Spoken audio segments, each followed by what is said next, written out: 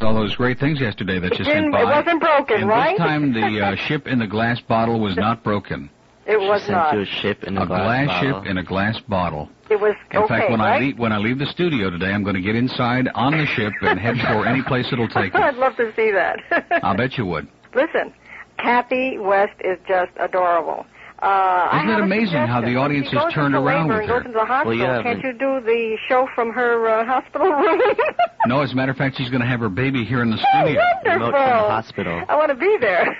No, seriously, she's going to have her baby here in the studio. I love it. We're going to have the midwife and the housewife. Oh, what a pair! I'll tell you. I love it. Yeah, it's just great. What I want to ask you, do you have club passes to Gulfstream? That's on Lee's show. I have everything you could ever need and then some. I'm sure you do. Okay, I just wondered if you did or not. Well, I sure appreciate I appreciate the thoughtfulness. That was really nice yesterday. That's sweet. And give my love to Mom. I hope she likes what I sent. Thank you, and have a great Easter tomorrow. You too. Well, you haven't. I know Passover is still on, so keep enjoying. Okay. Okay, dear. Man who called Craig said that Neil would never kill himself. How the hell does he know? Interesting. All right, I'll tell you what. I'll show him a thing or two. Wait till the next hour, okay?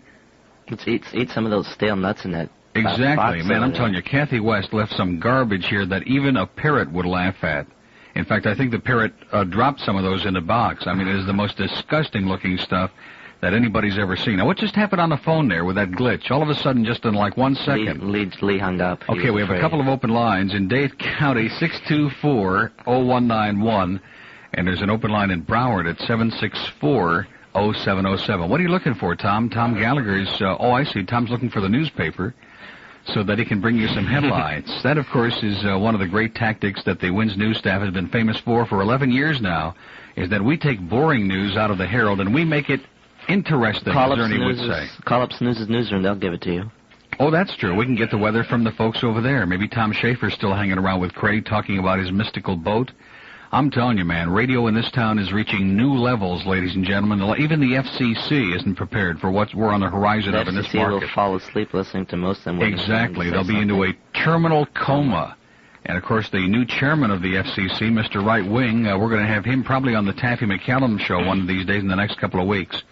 And he'll probably be the first guest to fall asleep on the phone, although I do remember Calder had a couple of callers who fell asleep on the phone. Remember those? Can we rip Buford? From the Redlands. He must be related to Biff from the Redlands. Okay, no. Listen, we're out of time for this hour. Fruitcake is here, and he's going to stick around until the reform police come in and take him away. And Tom Gallagher, who just is trying desperately to figure out what the hell this Saturday morning business is all about. Tom is standing by. He's going to try to bring some respectability back to all of this. He's got those yokel and area news headlines that WINS is so famous for. World news from CBS at the top of the hour. And we'll come back at 11:06. Ernie Sochin is going to be doing his show from Temple Bethel at 2 this afternoon. Get Up 94 News wins. If you'd like to call Neil, dial 764-0707 in Broward or 624-0191 in Dade. And now, here again is Neil Rogers. Okay, we have a special celebrity guest standing by. Boy, we've got them all today, man. They're coming out of the woodwork. They're coming from Kendall and from Pinellas Park. And from Carroll City. From Carroll City and from Hunger, as a matter of fact. And yesterday, of course, we had that jerk on from the FCC, James McKinney, who absolutely told us nothing. I mean, the most ambiguous, vague bunch of mung in the history of radio. And we also talked to Jerry Williams, and this morning we thought we would probably talk to one of the real experts on radio obscenity, who is standing by in Pinellas Park. Are you there, sir? Yes, I am. This may cost me my job, Rogers, but frankly, you're full of doo-doo. Oh, that's okay. Hello, Mr. Lassiter. Although, wait a minute. Does that have to do with excretory something? I'm not really sure. Or is it just that you haven't grown up and you continue to talk in baby talk? If that's the case, it's okay. There's a lot of bowl number 2, if you ask me. Ooh. See, here he goes, man. We've had him on like for 20 seconds, and he's just spewing it out, man. It's just like a gigantic telephone enema. Well, I'm really tickled off at the whole thing, Rogers. There's a guest here in the studio who'd like to say hello to you. Hello, Mr. Lassiter. How is everything up there doing? Everything is fine up here doing. You still have that right there in the studio with you? He's in the studio. We have him captured in here, and Lee Fowler is on his way with a group of board ops, and they're gonna beat the crap out of him. Well, I'd chain him to the chair. I wouldn't let him get away. Take his phone privileges at least. They're taken away. Don't worry about that. Good. That's okay, but we have sources up in Tampa who help me get through. We were trying to get through on that 800 number, but I don't want you to pay $1 for it. That wouldn't be fair. Don't answer the 800 number anymore. You don't? Oh, only when we're desperate and don't have any other calls do we answer. Oh, no wonder it was ringing along. In other words, every 20 minutes. So how are things going over there, Bob? Things are going pretty good. How's the wife? The wife is fine, thank you. Did you get the newsletter up there? What is this, How's the Wife? What is this, is this the Joe Franklin show?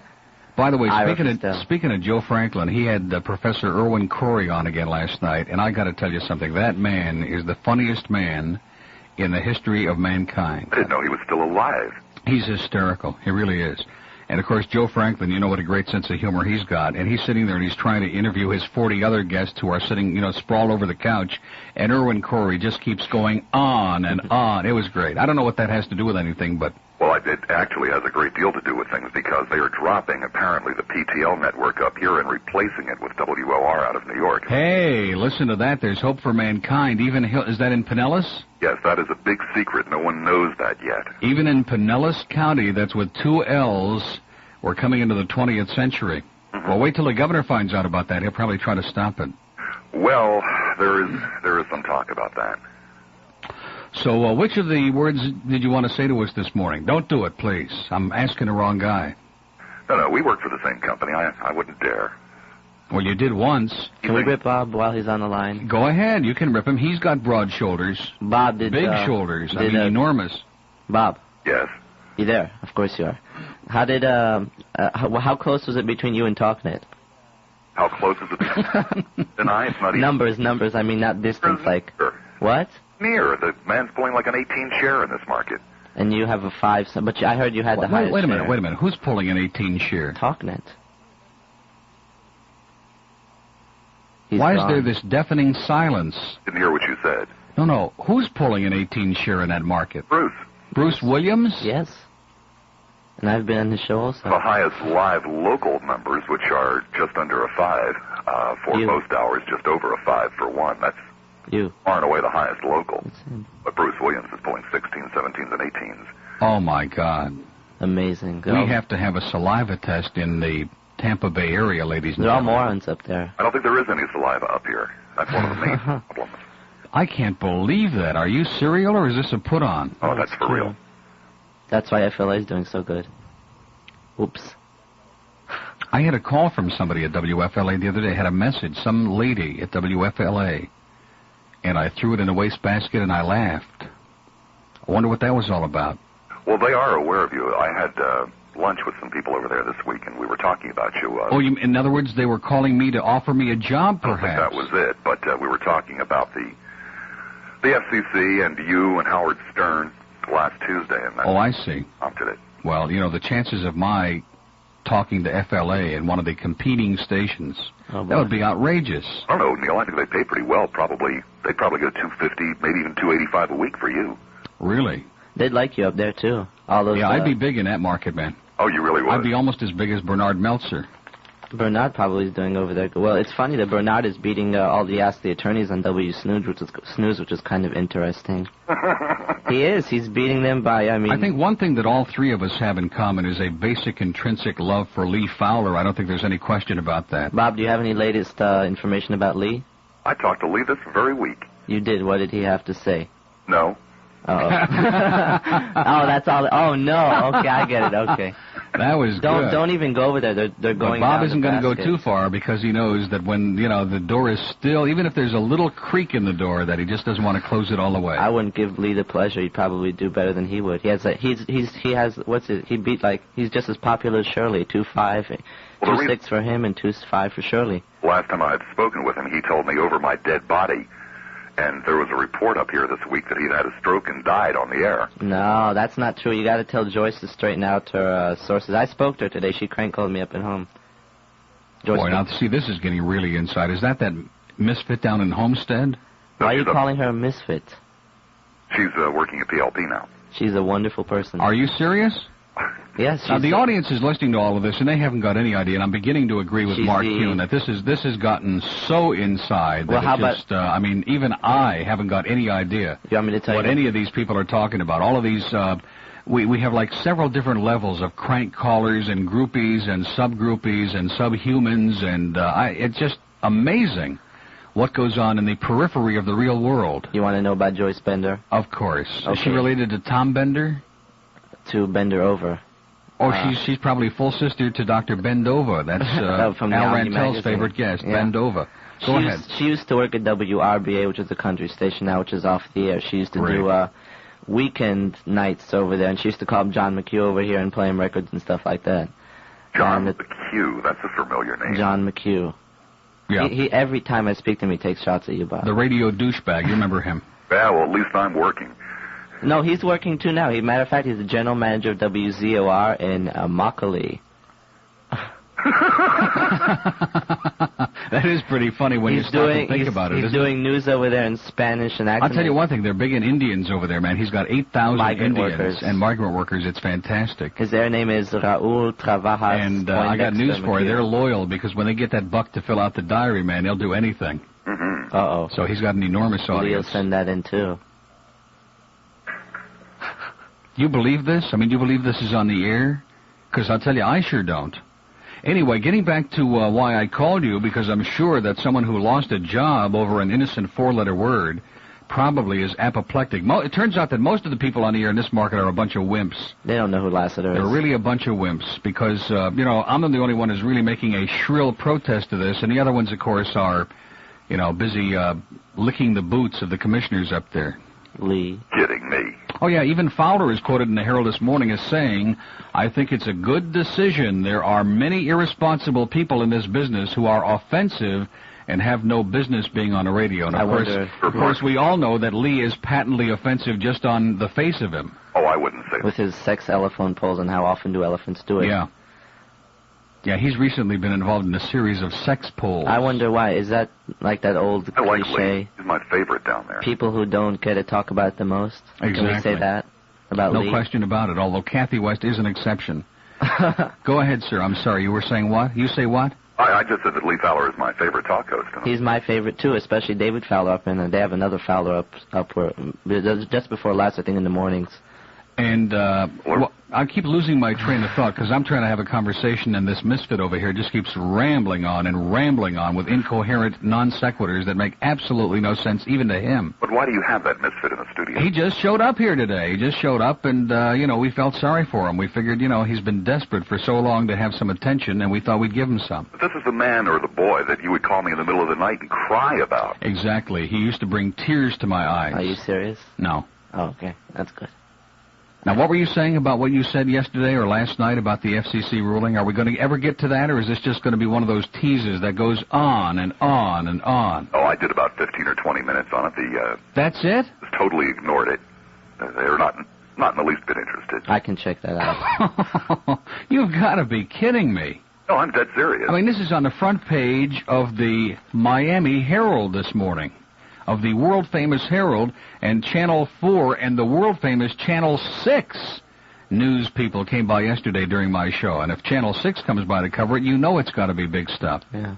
Well, the front page of the St. Petersburg Times this morning has Florida and other states revive long-term alimony. Oh, that's good. Now, wait a minute. I bet they're big on the obscene bumper sticker law, though, aren't they? No, that isn't really even known about up here. They don't have cars up there. They're all. Can I ask you a stupid question? What the hell is it that they do talk about up there? What, on my show or the others? On any show up there. Well, for example, this morning, my station, there's a very hot conversation with a druggist in someplace in Kentucky. Oh, wait a minute. Can you give me a prescription for penicillin? I doubt it very much. No, I'm serious. I'm getting a strep throat. You are? And Kathy West has gone all the way home to get me whatever this stuff is, to give me some drugs. West? Yeah. Who is Kathy West? We don't have time to go into it. She's in a family way. She's pregnant. Guess who's the father? I wouldn't even want to try. It's a long pause here. I noticed that. I wouldn't even want to. Go ahead. Don't let him. Don't let him deep six this conversation. Just keep going. Ignore him. Pretend he's not here. Well, no. This market up here could not care less. First of all, we don't have anything that even comes close in this market, with the possible exception of the Q Zoo. Now, on the Q Zoo, they are extremely racist and sexist. That's okay. That is not indecent. And Mason Dixon, the operations manager at the Q Zoo, was quoted in Mason Dixon? Mason Dixon, right. Was quoted in the paper yesterday saying that he thought indecent radio was awful and he would never do it. But they just sit there and take shots at every minority known to man and perpetuate every stereotype known to man. But that's not indecent. The thing do is. Mason Dixon? I don't make up these names.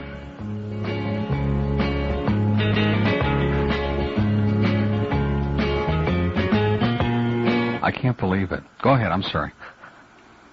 And that's about as far as it has gone.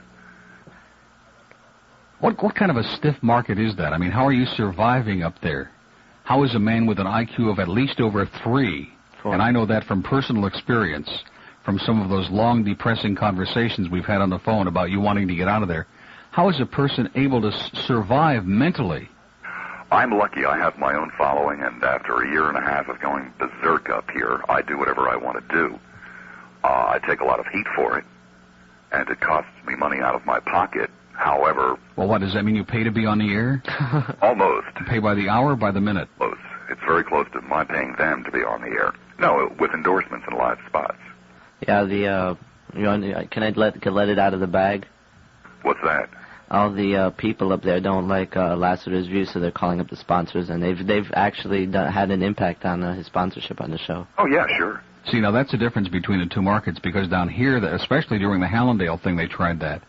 And, there were one or two nervous people who, went into limbo for a few days, and they all came back. Oh, there are people up here who threatened to turn me into the Chamber of Commerce, that I'm bad for tourism.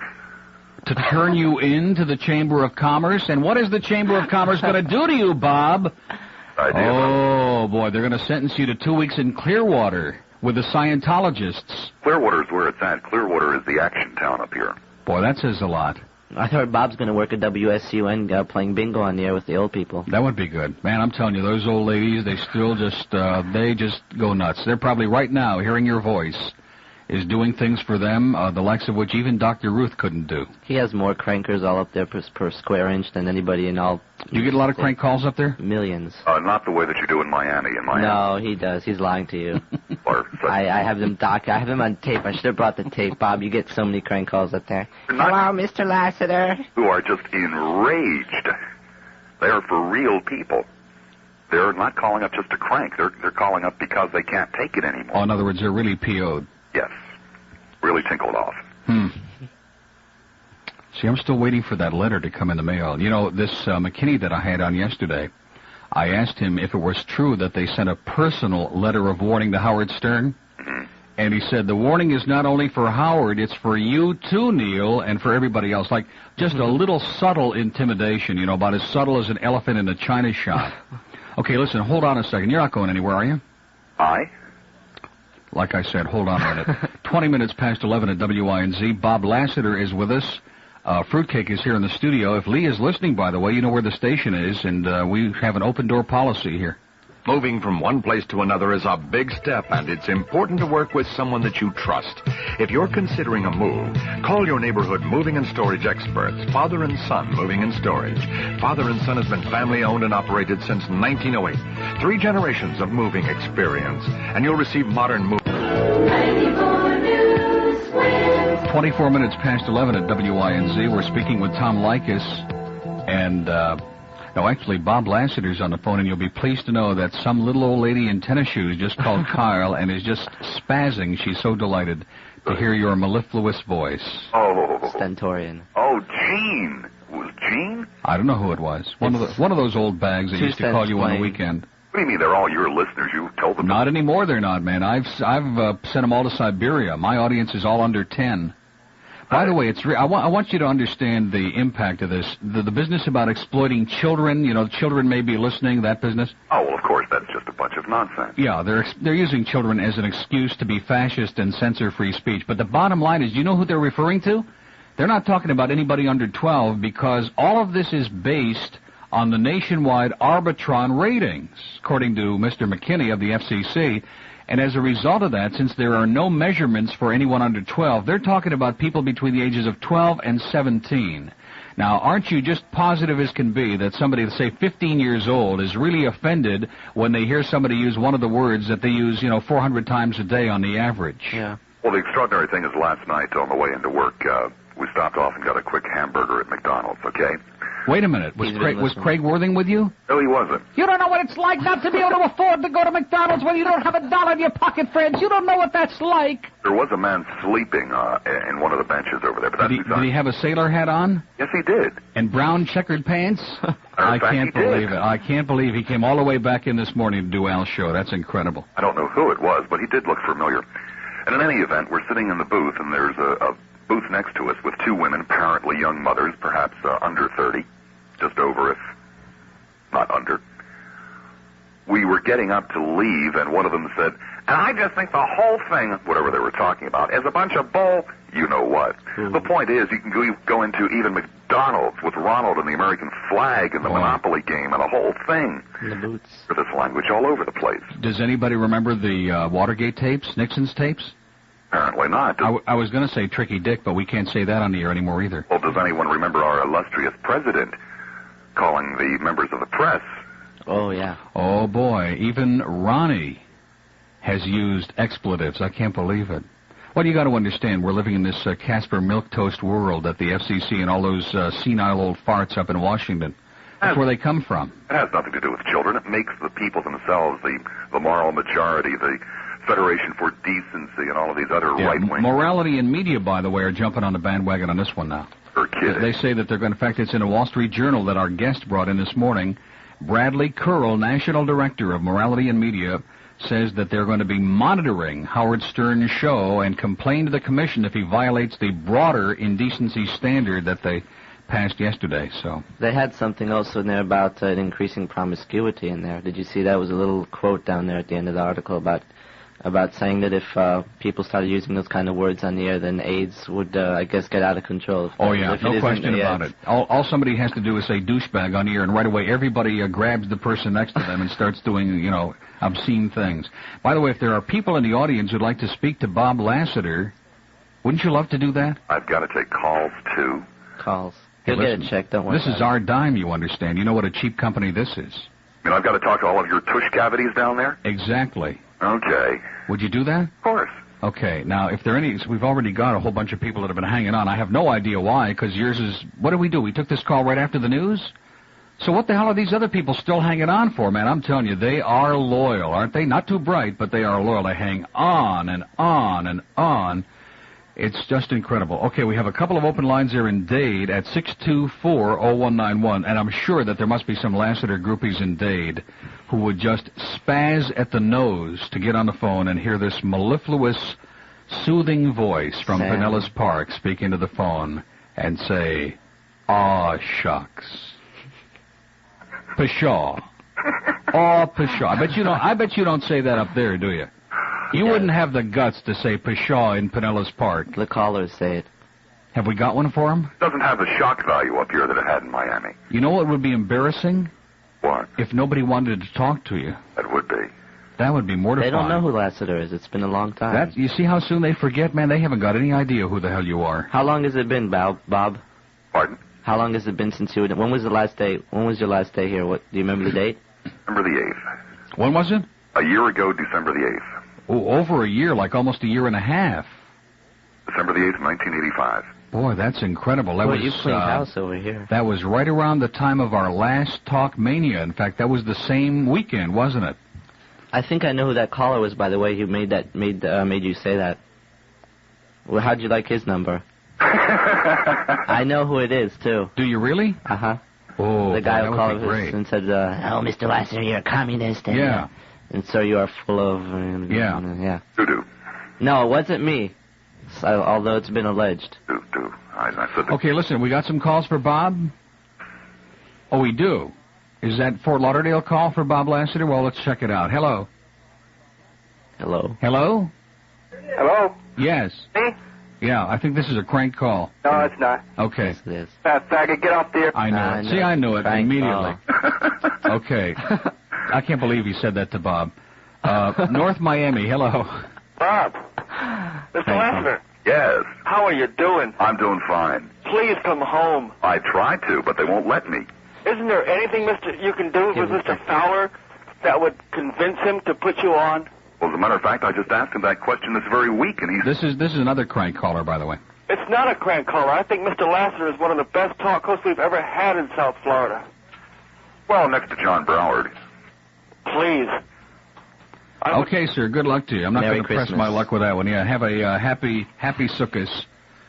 Okay, man, I'm telling you, you're bringing him out of the woodwork today. I'll tell you that. Dan Slate brought that card and that little thing that you did on the air, and he's going to play it right now. Okay, wait a minute. Let's interrupt the segment with Lassiter for just a second. We have a little special thing here that's just been handed to me from the news department.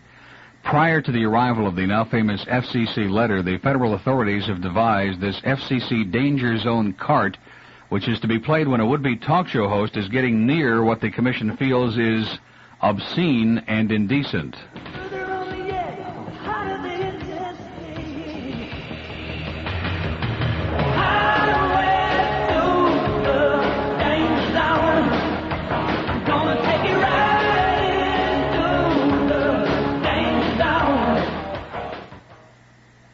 Ooh. That was it? That's it. It's only 17 seconds. That's the bad song? 23 people in the production department, and that's the best they can come up with. Are you serious? No, there has to be, maybe not here, but the other stations have a Stacy Q and all those double entendres in there. Well, no, I can't believe it, Dan. What happened to you? Has something happened to your mind since we last spoke? I mean, that on a scale, Dan has been just working to a frenzy in a production studio, and I thought he's been putting such great stuff together for us. And I thought that this was going to be a real winner. Oh. Well, that's just to let people know when you're getting near the danger zone so they can get their... that was so weak on a scale of 0, and while Lassiter is on the phone, we might as well play something that Lassiter will enjoy. Hello, this is Michael Jackson, urging you to help stop the spread of social disease. Don't risk your life by having a romantic encounter with an unfamiliar acquaintance. I urge you to do like I do. Go it alone. But make sure you wear protection. That's why I recommend the Michael Jackson glove. Worn on either hand, the Michael Jackson glove adds the security and peace of mind that I need to do it myself. So remember, before you pull it out, put it on. And... The Michael Jackson glove, proving once again that a bird in the hand is better than one in the bush. Available in sequin models for extra stimulation. Okay.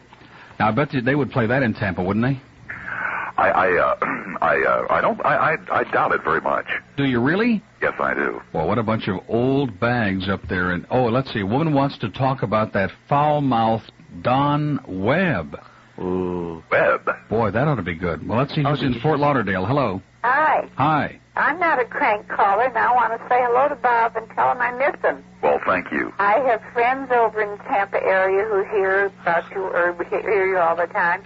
And I've been wondering if you ever go to Utica or Boonville or Old Forge anymore. No, I've not been up that way for probably a dozen years. Oh, my goodness. Well, I miss you, Bob. Thank you. I miss you, too. I used to listen to you all the time, and I enjoyed you. And, of course, I like Neil, and I listen to him. But anyway, I'm glad to hear you today. Oh, pshaw. Oh. Oh. Hey, Bob. Yes? Have a nice Easter. I'll try. Okay. Bye-bye. Can't believe it. Even Jimmy Carter never said, oh, pshaw, to the Ayatollah. Hollywood, hello. Hello? Yes. Hello, Bob. Can I speak to Bob? Sure you can. Bob, how are you? I'm doing fine. That's good. I'm the girl who calls you in Tampa from time to time. I'm not on the air, but I usually call you before you go on the air. Do you remember me? I'll never tell you my name. You live in Sarasota? Pardon me? Do you live in Sarasota? He's in Hollywood. I call you to tell you I miss you. You probably... Sympathy calls. And I want to tell you, Bob, I called Lee Fowler a few weeks ago, and he was asking for name who could replace, Steve Kane, and I gave your name. Did he ever call you? No, he didn't. He didn't call you, Lee Fowler? I told him it would be nice if we could get you. And That afternoon. We miss you so much here, and I think you're so intelligent and everything, and I don't think you belong where you are. You belong in the big city. No one belongs where I am, man. Well, can you come back? I could if they'd let me. But WINZ, they could put you instead of Taffy. Yes, they could, as a matter of fact, but they won't. Well, if I call, as a matter of fact, I call Mr. Kuhn many times, and I mention your name. Well, the problem is it's Neil Rogers. He's the one that's blocking me in the market. Neil Rogers could do something for you, because he knows the right people. Maybe pay his salary. Well, I'm going to wait until you come back, Bob, because we really need you in Florida, because we got besides Neil Rogers, we have nobody. I understand that. Well, there is Lee Fowler. Oh, come on. Okay, ma'am, listen, have a wonderful life, but it's commercial time. We're going to put Lassiter on hold one more time here because he's just got a torrent of calls.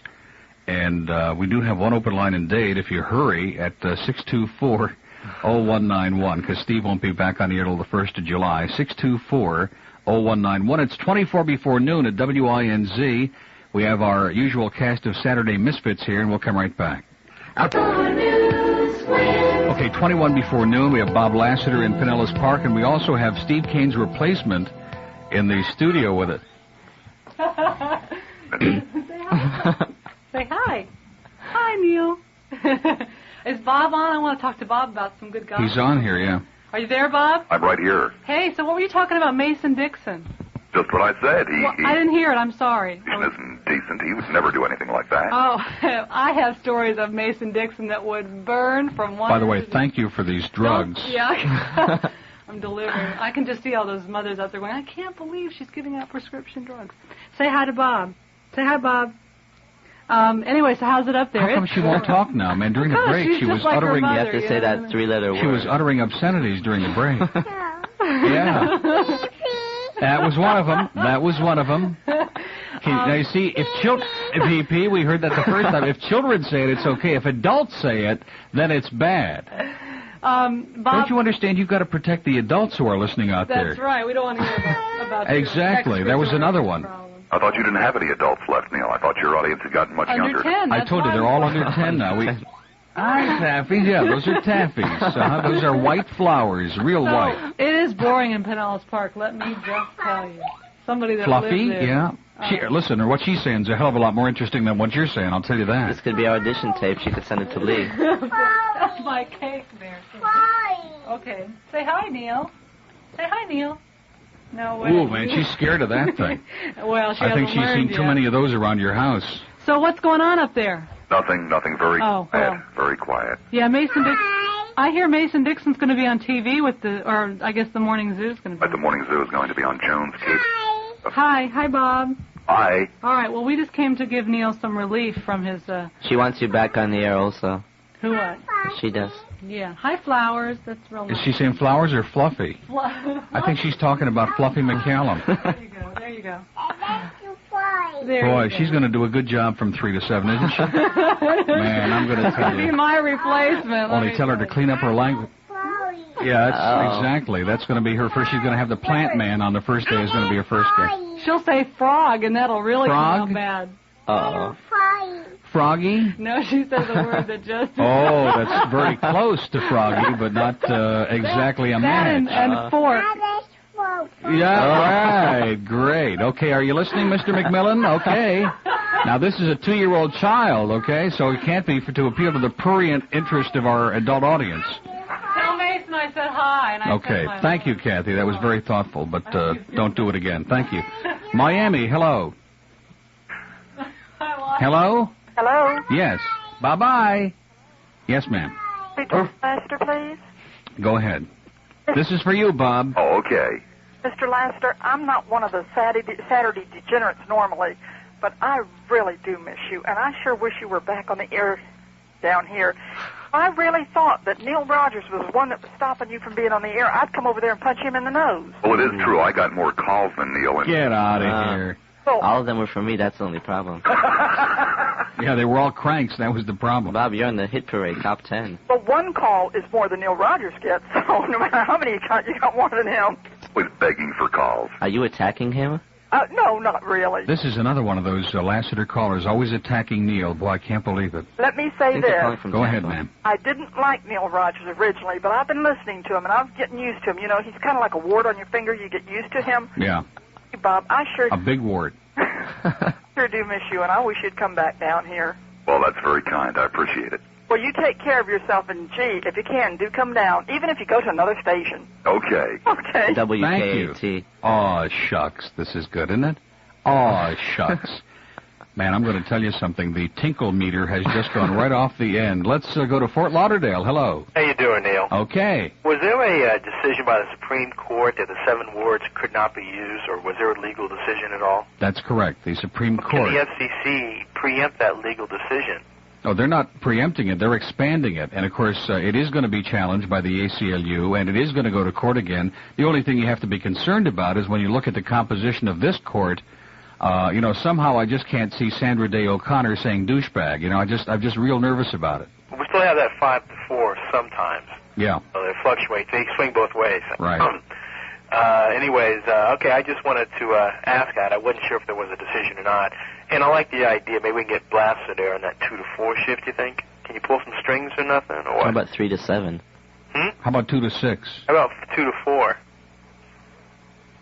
You don't like the 2 to 4. He's not saying anything now. He's speechless. With me, my bags are packed. My bags have always been packed. Oh, you know, if you can get Neil to pull some strings for you, he has a lot of clout now. I got news for you. I got about as much clout with this present regime as a dead frog, okay?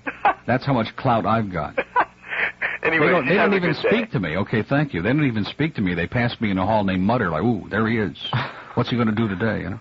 Lauderhill, hello. Hello. Yes, sir. I get over to Tampa quite a bit, and I listen to WPLP. You're the one. Yeah, their signal is good for about 20 miles. 20 blocks. Yeah, very weak signal. But I'll tell you, I listen to the talk radio over there, and I cannot believe where these people are coming from. They really are in the dark ages. Yeah. Well, most of them are coming from Bradenton. Yeah, well, Sarasota. And, oh, boy.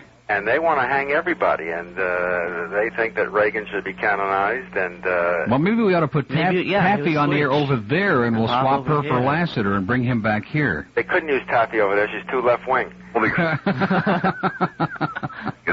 Miami market is really much more conservative than the Tampa market. The Tampa market are a bunch of armchair Social Security recipients who hate everybody. In Miami, the conservatives down there put on fatigues and go out into the Everglades on the weekends and practice. With John. Can I talk to Bob for 1 minute, ask him one question? Go ahead, sir. This is America. Okay, Bob, when you were doing the, I guess it was 5 to 8 or something, I would leave Tampa probably around 5 o'clock and start down 75, and I could pick you up almost to Fort Myers. And you get into something really, you know, free-swinging and liberal and making people think. And then the calls that start coming in, you got to be frustrated. I got the feeling that the people weren't listening to what you were talking about. Well, that's the same case in Miami as it is up here, if you really want to know the truth. The Miami market... how can I phrase this? The Miami market was more inclined to express their opinion. Up here, the people just express their frustration. They just call up and scream. You can't really get a dialogue going. And yeah, sure, it's frustrating for me. I go home many a night. How about this, if you want to do a morning show in competition with the zoo over there, and let's have it Neil and Bob? Hey, it's fine with me. I think that would be great. It would probably last, an hour and a half, 2 hours? I didn't think you'd make 10 minutes. The FM here is looking for people, Bob. Maybe you could... Yeah, the FM is speechless, as a matter of fact. Over the last book, they're speechless. They haven't said anything for 2 weeks, and I think they got another 2 weeks to go before they're going to let their people start speaking again. Well, I heard a rumor that they had taken all the pictures of the FM people down. Oh, that's been for over a year. In fact, just when you left, they took them all down. Oh, really? Yeah. Oh, the book. This last book had to be in 2 colors so they could put the FM rating in red. And Lee's. Okay, sir. Well, listen, good luck to you. Have a great life, and adios. I'll work on that great life, Neil. Okay. 12 minutes before noon at WINZ. Couples concerned about that house gout. Listen. Chances are. Hi. Hello. water's warm, huh? I'll say. You come here often? Pardon me? Have you been here before? No, first time. Oh. What's your name? Freeway. Freeway, that's nice. I'm Spigot. Pleased to meet you, Spigot. Same here. You here to get clean or what? Oh, I don't know. You work around here? I'm a waiter, but actually I'm an actor, you know. Oh, yeah, I know. It's tough, isn't it? You probably need to relax. Oh, I'll say, but, you know, with everything that's in the news and all, it's just... Hey, you can start relaxing right now, Freeway. I brought something. Ooh, sheath. And Freeway, not just any sheath either. Look. Wow, gold lame. Pretty kicky condom, huh? But here's the most important part, Freeway. The Protect label. Protect, huh? Aren't those endorsed by the City Council of San Francisco? Absolutely. You know the Protect slogan, don't you? I sure do. Certified safe by the city by the bay. Well, what do you say? Darn, look at that. I dropped the soap again. Oh. I'll get it. You bet your life he will. And with confidence, because Freeway and Spigot have condom sense. Don't let worry spoil those chance meetings and public showers. Always carry Protect. Protect. Keep my mind free as can be. Protect. Been down with no apology. Talk it to me, talk it to me, talk it to me, talk it to me, talk it to me, talk it to me, talk it to me. Don't doubt. Know what it's all about. The Protect sheath, so they won't send you a wreath.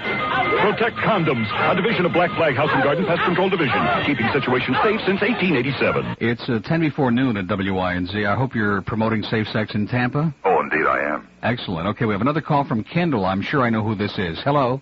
Hello? Yes. No, this isn't who you think it is. Okay. Hello, Neil. Hi. I've been listening to you since KAT days, but I very seldom call. But what I want to do is say hello to Bob. Oh, hi there. Bob, this is the lady from Oakland. Oh, sure, I remember. Yeah, only Newton Creek is apart. That's right. Apart, right? Newton Creek keeps us apart. And I'm glad to hear from you, and I think about you, and boy, do I wish you could get on somewhere here, like everybody else. Yes, everybody else is on down there but me. Here. And the only other thing I want to tell you is I was listening the other day to a talk show host, and he got mad over people saying, why do people say crick? It's supposed to be creek, you know. Oh, wait a minute, who is this? Oh, who is this bozo? On WNWS. Crick? Huh? That must have been Craig Worthing. Craig Worthing. Yeah. Oh, he boy. was carrying on about people saying crick instead of creek, and I was thinking about us. We say Newton Creek. Well, that's because Craig's been up a creek without a saddle for so long. Evidently, that part of the country, Neil, that's in New Jersey. I lived in the little town right next to Bob. Really? Yes, where I grew up and everything. And of course, Jerry.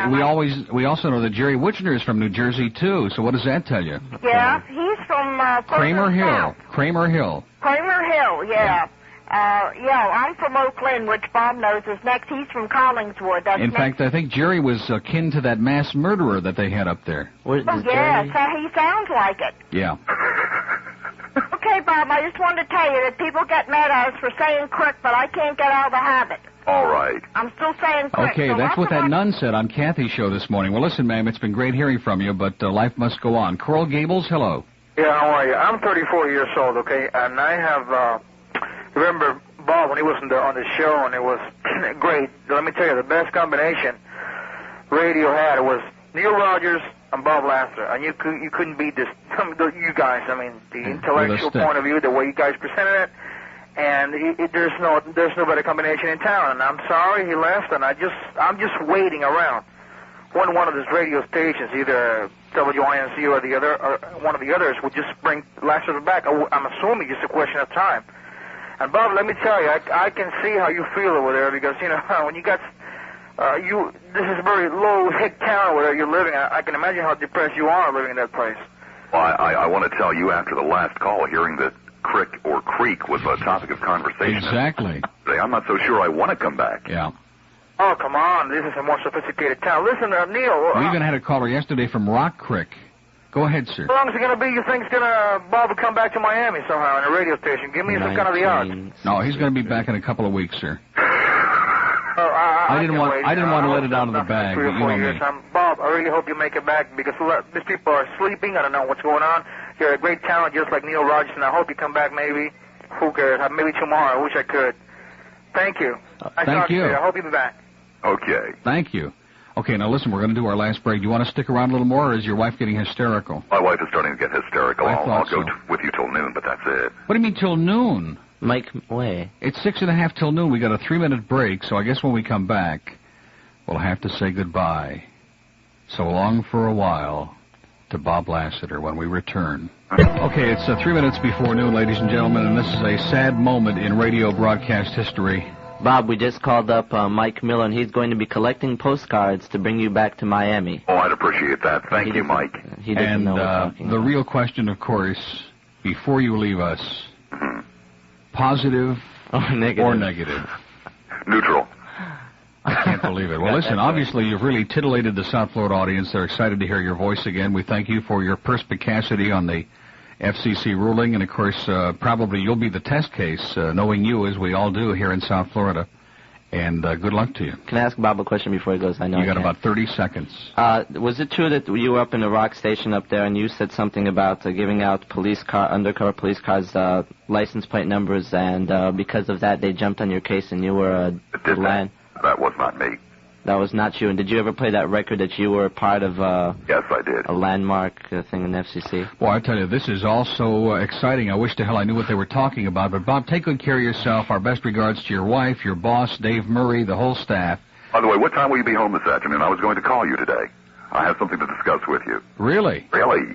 Well, I would say probably around 3 o'clock, so long as nobody hijacks me on the way. Okay, I'll talk to you later. Excellent. Thank you, Neil. You bet. Bye. Bye-bye, fruitcake. That's Bob Lassiter at WPLP in Tampa, man. Yesterday, Jerry Williams. Today, Bob Lassiter. Who knows? Tomorrow, maybe even David Gold. We're reaching for the heights of broadcast intensity here in South Florida. Now, when we come back, we have 2 more open hours till noon, which makes it very unfortunate because what the hell we do at this point, nobody's got any idea. But you said you're going to have the young kids call in and get. Oh, that's a good idea. Yeah, all those kids are going to call in, but of course they'll probably be all your friends, so we'll have to dump him. Tom Gallagher's here with the headlines. CBS with the news at noon. We'll come back with hour number 3 at 12:06, and Ernie Sochin broadcasting live from the Hadassah meeting at 2 this afternoon.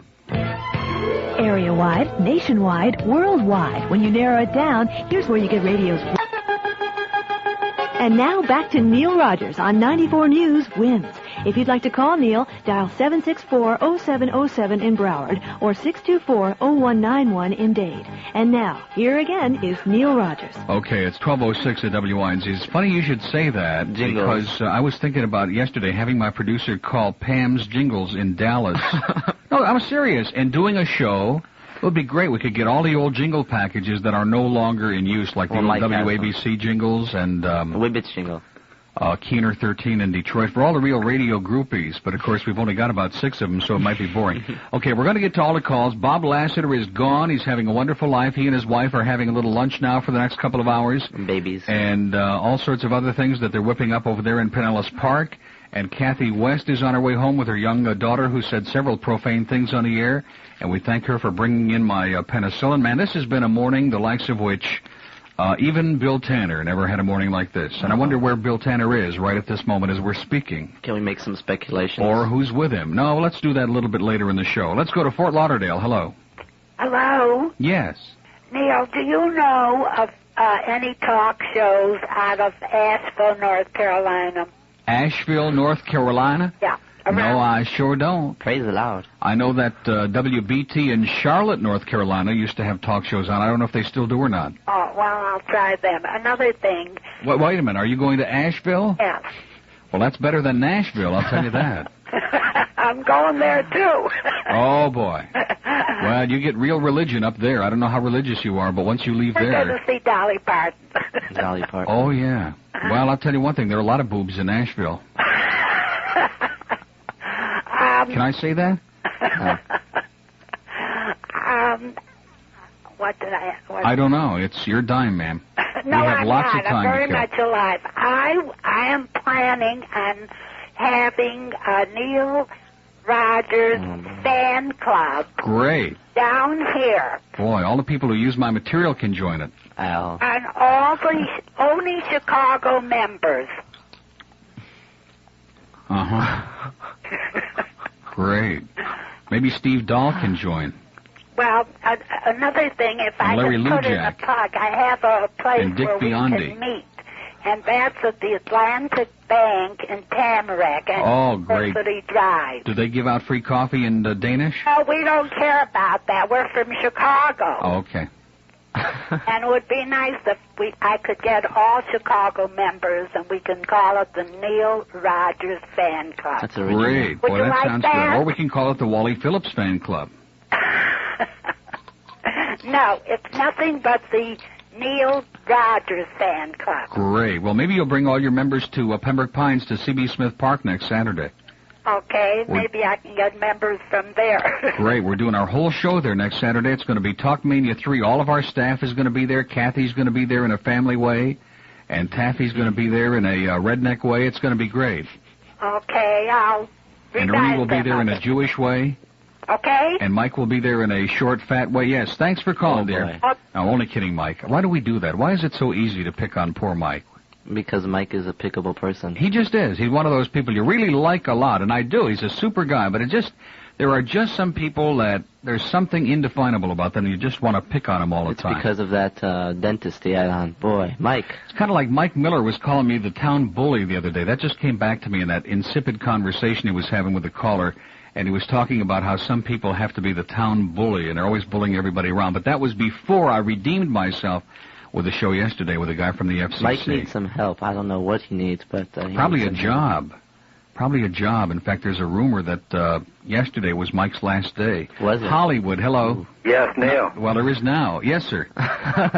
Holly Weird. I'm a cab driver, and I had to pull off the road yesterday. I bet.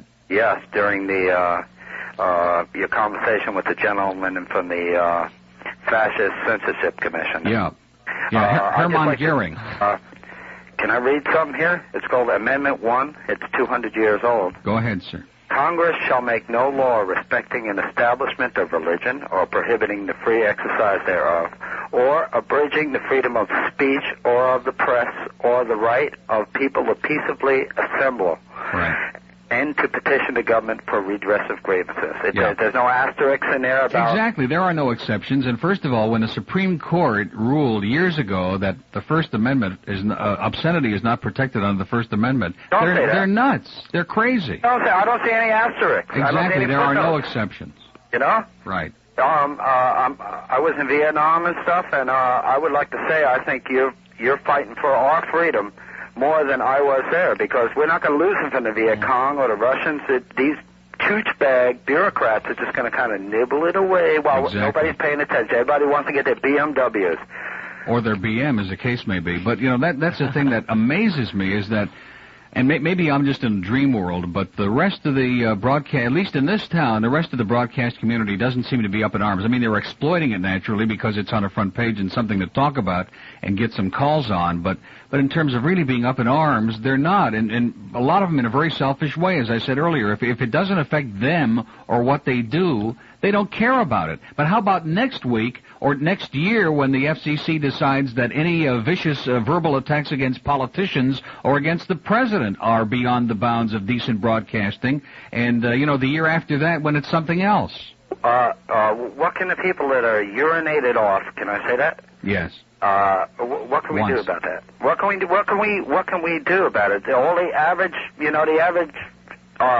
guy out there that just, this woke me up, man. They're trying to steal our freedom. Yeah. Well, I was going to do something about that today, but I'm going to wait till Monday because I want to talk to somebody at the ACLU here. Maybe we'll even get him on the phone. And I realize that petition drives on something like this, I don't want to sound like Mike Miller petitioning for the Super Bowl, but at least, if 69 letters can influence the FCC out of Philadelphia, then I'm sure that thousands of other letters ought to have an impact. I'm not sure they will, but at least they ought to. Can you say 69? Well, if the guy from the FCC did yesterday, although I noticed he was trembling when he said it. Oh, he trembled when you said dickhead. Oh, yeah. Oh. Twice.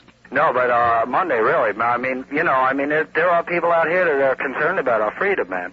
And we know we got to fight from these bureaucrat douchebags Can I say choose bag? You already did twice, isn't it? 3 times, I think. Goody. But wait a minute. You see, it's that constant repetition. Of course, the word has no meaning, but I'm sure that some of those stuffy jerks up there will find one. You can say enema bag. Thank you. Okay. Well, I won't change it to that one. But, really, we don't have the letter yet, okay? So you can say anything you like other than those 7 words, because we don't have the letter yet. As long as I don't... Oh. Don't say any one of the 7. I'll have to dump it. Oh, okay. Although I'm not sure we can say dump anymore either. No. Oh, no, that's excatory. Exactly. That has a new colloquial meaning. Can you say a bovine feces or things like that? Bovine or feline or canine, as a matter of fact, just not human. Just not human. Yeah, well, that's the only problem I got with you. You don't like cats. I heard that. Yeah, I think that's the buzzer on the microwave. Okay, sir, have a nice day. Strange. It's, that was interesting, Twilight wasn't it? 14 past noon at WINZ. Ernie Sochin is going to be having a Passover Seder on his show this afternoon from 2 to 7 with some of the original members from the Last Supper. They're going to make matzah on the air. Exactly. They're going to be breaking and baking. Let's go to Miami Beach. Hello. Hello, Neil. How are you? Okay, sir. Neil. Chronic. I wanted to speak to Lassiter, but of course I wanted to address some things to you. The Wynn's chronic phone alert just went off in my ears, sir. A guy from the FCC... Aren't you going to bring me my medication, sir? I mean, a few weeks ago you were so concerned for my health and well-being. That's right. Right. Okay. I'm going for not anymore. Wednesday. You're going for what? For a blood test to see how my diabetes is. Mm-hmm. Yeah, but I know I'll be all right because I don't eat anything either way. But let's forget that sadness. This guy from the FCC, all I can say is, I gave it in cut and dread. Oh, you can't say that, sir. I know, but he don't know what that means. I do. You sure you know? I wanted you to know. Yeah. Yeah, I don't know what these guys are going to do next. It's impossible really now with them. I don't know what the hell is wrong with these people. Maybe he doesn't like that word I just said, too. They're going to put a 976 number on all the talk shows and trace them from where they're coming to. All right, Neil, listen. Take care of yourself, and you did a good job yesterday fighting that guy. You're all right. Sir. Okay, good luck to you. So long, folks.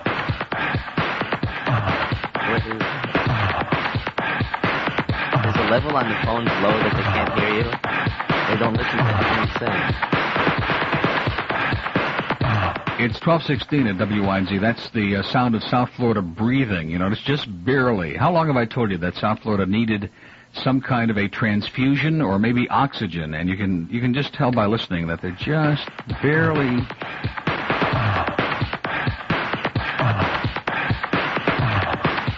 Oh, that was the tape we did at Tanner's house? Okay, cut that off immediately. Okay, let's go to Davey. Hello. Hello, how you doing? How you doing? Neil. Yes, sir. What's up? What do you think about all this crud they're pulling on you, huh? Did you say? Terrible, wait a minute. Did you say crud, sir? It's crud, yes. Did you say that to appeal to the prurient interest of the children who are listening in my audience? Yes, crud is something on the bottom of the toilet bowl. How about that? Is this the tidy bowl man? Yeah, the tidy bowl man. Okay, well, so long as we keep it indigenous to your line of work, sir, there's no problem. Well, it's not my line of work. I was the one who called you the first time with the chooch bag.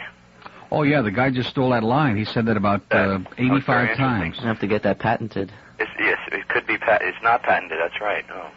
How about dog bow? You allowed to say that? Well, let's not let's not get into a tinkling contest here today to see what we can say and what we can't, because we can say any of it, but it isn't going to serve any useful purpose. So what's going to happen now? Nothing's going to happen. I mean, what's going to happen is a lot of us are going to raise holy hell, and the ACLU is going to take these morons to court, and then we'll find out if the doddering nine there in the Supreme Court have the guts to defend the First Amendment or not. Well, I think we'll win. The American people got to win. If we don't, forget it. We might as well not even have a talk show or anything else. Exactly. Well, if we lose, I guess we just all, other than Lee Fowler and Barry Young, I guess the rest of us will all go home. Well, I guess you have to find a different job then, huh? You bet. That's terrible. Maybe I can. By the way, I saw you on the game last night. I can be the Roto-Rooter man. Did you, sir? Hey, I think you could get a good job doing a sports telecaster. Okay, I'm ready. I'm not affiliated with that kind of business, but okay, well, I think you really did a good job. We'll see if we can't spend some more productive time talking to somebody who is. 1218 at WINZ. We have an open line on the board. I'm positive it's in Broward County, 764-0707. This has been, I'm not really sure what. I'm a little bit under the weather, and we had a weird final game last night. The Hurricanes won 19-9, and I think Ron Fraser's comment as he went to the mound in the ninth inning probably capped it very well when he said, "Listen, we got to get this over. I'm going to sleep," was his comment, which I thought, and he didn't realize his mic was on. But Ron, never have truer words been spoken. But it was a good way to go out. We won big, and everybody was happy, and we had a lot of shots of the cheerleaders and the bat girls and the ball girls and all of that good stuff. I'm telling you, those guys in the truck, man, they're just in a constant... Dead air. Huh? Dead air. No, well, that's all right. You can fill it in.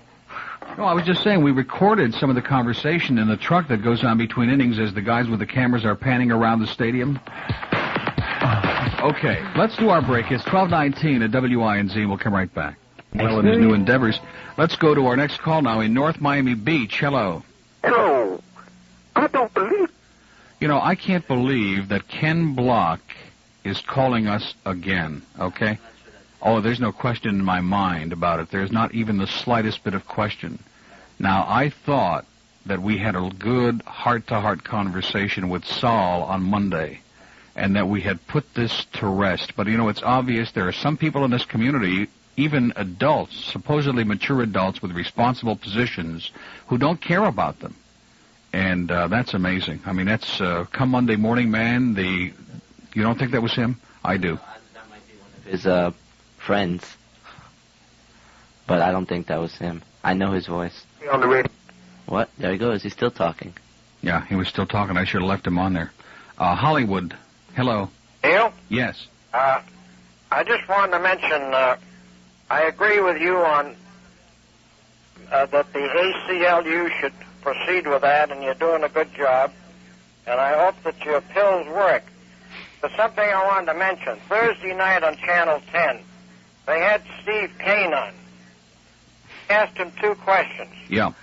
Who should be responsible for a talk show's words? He specifically said management. Yeah, that's because he's going to have to clean up his act. Yeah, that's because he's going to work for Cox Broadcasting, and, of course, they change underwear every half hour. And Ann Bishop asked him. Yeah. Oh, Ann Bishop. She said, do you know of any talk show host in this area that use foul language? Yeah. Well, he says I couldn't mention that. I couldn't mention the station or the name. Why not? Well, I guess he didn't have the goddamn nerve. Steve is such a moron, it's not even funny. Steve is turning into a wimp. All right, now the other thing, on the same program, you talk... Go ahead, sir, we're listening. Doesn't it apply to television, too? Yes. Allegedly. Okay, all right. How the hell did they get away with having a doctor holding a man's penis with a new medicine trying to help him with impotency, and if he couldn't do that, they had a line of penis implants. Line? So they don't... this guy in Washington is crazy. Who was that, Dr. Kildare? No, some doctor from the Miami Institute. Dr. Soshin. He was holding a man's penis? It did not show the testicles or his legs or anything. Injecting the medicine. Uh-huh. What was this, on a Regis Philbin show? On the regular news. On the regular news? Health Beat. Did Ann touch I'm not it? touching that line, sir. No, that's what I say. On Health Beat? But how the hell did they get away with it? Well, I don't know. You'll have to call Ann and find out. Or Art Carlson. Art is very, very into that real technical kind of clinical stuff. 25 past noon at WINZ. We have an open line in Broward. This has been a really interesting show, yeah. 764-0707 in Broward, and let's go to Miami. Hello. Hello, Neil. Yes, sir. I really enjoy that heavy-breathing disco track you have there. Do you know who that really is? Get ready. I'm waiting, sir. No. I'm asking you. I'm really asking you. Is this serious? Yeah, I know who it is. It's Tour de France by Kraftwerk. Really? That sounds just like the back room of the church I used to be an altar boy in. WNWS's bathroom. Really? Really? Huh. Yeah. Maybe they were altering their voices. They were altering something. Altering something, like the guy with the last call with the doctor. Yeah, Yeah, well, that was true, that thing on TV, though. That movie Altered States, in fact, is on a cable this weekend. I never saw that. Georgia, South Carolina. This could go on forever, sir. I mean, it's just limitless material that you opened up. The whole show's been this way. I know. It's just like no beginning and no end. It's like Mankind, this show. Really sick. Okay, thank you. Thank you, sir. That was good. That was a pretty good call. I'm not so sure he intended it to be, but it turned out great. We have an open line. Yes? What do you think Channel 10's going to do with Three's Company now? Boy, that show is full of them. It's full of it, all right. That's one of the worst shows on TV, man. That John Ritter, I'm telling you, they must have lead weights to keep him on the ground. We're going to Kendall next. Hello. Hello. Yes, sir. There's another factor to all of this. What they're trying... Let's go to Fort Lauderdale. Hello. Hello, Neil. Yes, sir. First-time caller, but only because I listen to you every week in the car. Great. This morning you were talking about Professor Corey, how great he was. Yeah. Well, compared to him, he's nothing compared to that imbecile from FCC who double-talks better than I, and I know Corey personally years ago. This imbecile double-talked you even more than Corey could ever do. No question about that. All right, but you know what the problem is? Wait a minute. The only difference is that Corey's funny, and he wasn't. Yes, unfortunately, I have to agree with you. But you know what the problem is? He says he got 69 letters from Philadelphia. Because the rest of us sit on our butts, and we don't write in when we like something. Yeah, well, just wait till Monday, sir. We're going to start a letter writing. We're going to have phone calls, letters, postcards. We're going to be sending bottles.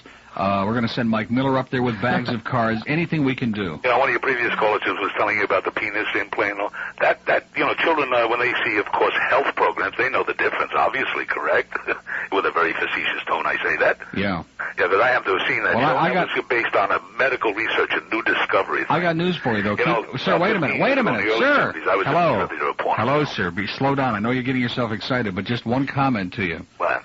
Again, Mr. McKinney, in referring to children, was talking about 12 to 17-year-olds. Now, if there are any 12 or 13-year-olds out there who have yet to see a penis, good luck to them. Yeah, that's what I'm saying. I'm not saying up close and personal necessarily. But. I used to be a distributor of porno years back in the early 70s, and it was only to movie theaters, legitimate movie theaters during the Deep Throat days and all that. Yeah. And I had dear friends, and I escaped it, that were persecuted by the federal government with obscenity and are being arrested in their homes because they shipped a piece of film to somebody.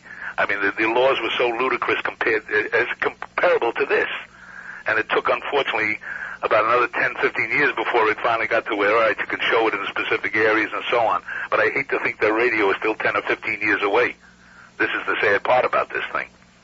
Okay, sir. Well, listen, good luck to us all. Believe me, you've been a pleasure to me in my car for the last year, and I love you for it. Thank you. Take care.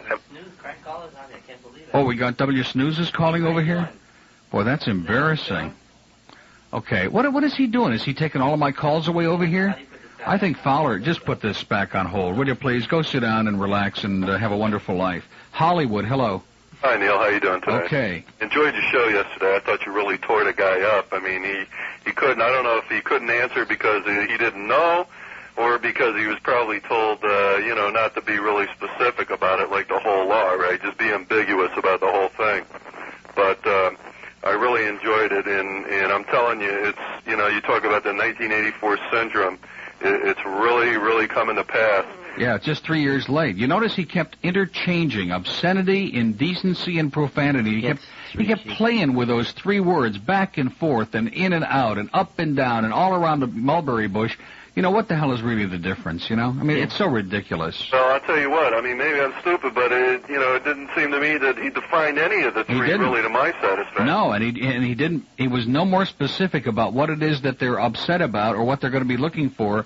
All he kept saying is that we're issuing you a warning, and all the broadcasters a warning, and if children are likely to be listening, and he kept repeating the times when they're most likely to be listening, and then when I'd say to him, well, at 3 a.m, can you say that? Well, it all depends on the intent and how you're channeling it. I mean, you're right. Even Irwin Corey has never given so much double talk. Yeah, really. Well, and then you look at regular television, the sitcoms, and with the young kids, the teenage kids, the 12 to 17-year-olds. I mean, look at the subject matter on that. The only thing they omit is the words. Everything else, there's nothing left to your imagination anyway, well, so what's the big deal? Again, I guess it's okay if you watch them do it, but you just can't say it. Exactly. Well, I'll tell you what's really bugging me. Here's the topper to all of this stuff. You talk about the government fascism. Is that next year to claim your children for deduction, they're going to have Social Security numbers. Okay? It's like you're going to have a number on you from the time of birth, and that way the government's going to be able to keep track of everybody. Yeah, it goes along. I understand that William F. Buckley would like us to tattoo them on their buttocks, the Social Security number. That's what my wife says. She says, well, why don't you just do like the Nazis did? Just tattoo, from birth, right there, when the doctor delivers a kid, they just have the tattoo artist right there and it puts a number right on your wrist. Why not, right? Okay. Good luck to us, sir. Really? Okay. 1232 at WINZ. We have an open line in Broward, 764-0707. I must say this, that when you're not here, ordinarily, I'm not quite so paranoid about every call, but since you're here in the studio, it's like every time we punch a call up, it's like touch and go, so to speak. This is, some of these calls today, I can't believe this. Maybe it sounds better at home. We also want to say good morning to Alan Eisenson at W Snooze. We understand that Alan's suffering from terminal boredom today. Does he really call here and crank? He's done it before, I know, yes. He's done it before. I don't know if I'm not asking about his personal life. I'm just asking if he He's cranks. done both before, yeah. Really? Mm-hmm. Kind of like that movie Mass Appeal. Okay, let's go to Pembroke Pines. Hello? Neil, I just want to raise a question. If the commission is so worried about what broadcasters are going to say on the air rather than go after people who are using language that is obviously entertaining due to the ratings it generates, what about all the hate being spewed by most of these Spanish-language radio stations here in South Florida? Oh, see, they're not interested in content. That would be the answer he would give you. They are not interested. And I asked him that question. Nazis can be on the air, and Klansmen, and hate groups, and the most violent, rotten, obnoxious, disgusting, subhuman types of people whose views are repugnant to the overwhelming majority of the public. They don't care about that. And they don't care about incite to riot. Just if you say douchebag, it may offend some little old lady, huh? Exactly. Okay. Good luck to you, sir. Thank you, sir. Okay. What's that? You think that the whole FCC thing is going to be enforced? You think everybody's going to be running all over the place, sending in letters and stuff like that? Doesn't seem down like here. You think there's any? Oh, over here. Oh man, I'm going to tell you, they're going to get together at Century Village. Oh, he said douchebag 4 times today, and he said choochbag 6 times, and his caller said mung.